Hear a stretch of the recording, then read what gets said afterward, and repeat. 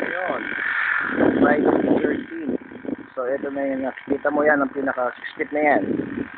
Pinakaharapan mo yan, papuntang TSU, papunta yung sa TSU. Yung side na yan, 6 feet na yan.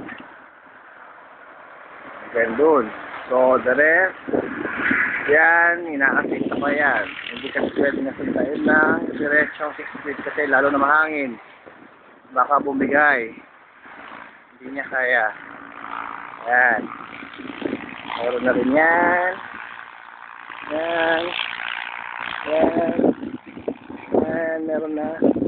Lalo na dyan.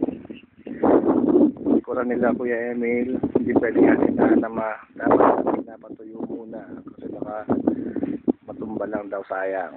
Pagbasa. Lalo na mahangin. Yan, yan. Mga taon natin ngayon nagmimerienda. Nandun sila sa loob. Doon. Ayun. Nandyan sila. Nagmimerienda sila dyan. Ayan ang bagong delivery ng Aloblax. Hangin. Yung bakal nandun. Nandun sila. So dito yung mali ng hukay. Dito yung maling hukay. Ito. Banda. Pero aayusin yan. Nakausap ko na si Tangdaan kagabi. Kaninang umaga dito, pinag-usapan namin ni Edgar analysis and forma ng hukay ng liquid. Okay? Medyo malapit na rin tayo matapos. Kung di lang siguro sa bago yan, madali na sana. Kaso pinago. Dahil nga ayos sa gustuhan mo. Tsaka sa disenyo ng bahay, ng gate. Yan, ito.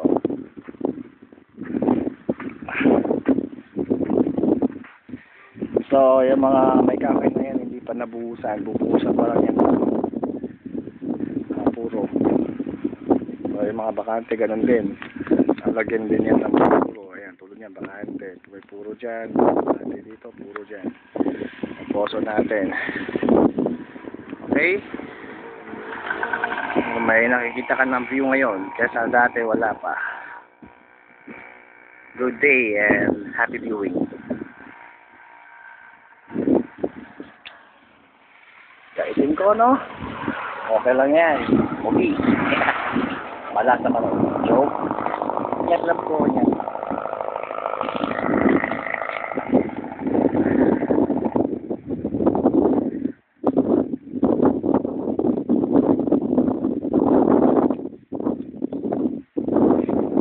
May bagong bahay din dito ginagawa.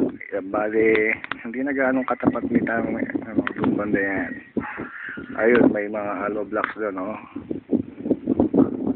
Colonel daw mayari niya, Colonel. Yan, kinatang Ronnie. Medyo hindi naman katapat. Colonel mayari daw. Okay?